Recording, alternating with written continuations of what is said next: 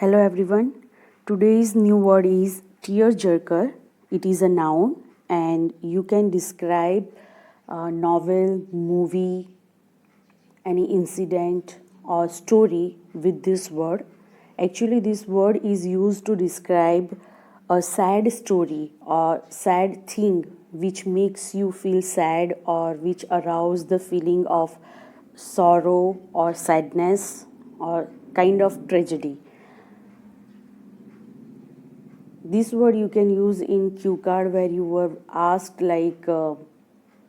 describe a movie you recently watched, describe a novel you recently read, describe a story where you get so emotional, describe an incident when you were cheated. So certain type of cue cards you can describe with this word. For example, Titanic movie is tearjerker as it has tragic end. One more example, Chhapak movie is tearjerker as it deals with the acid attack. Now it is your task to make one sentence and share in comment.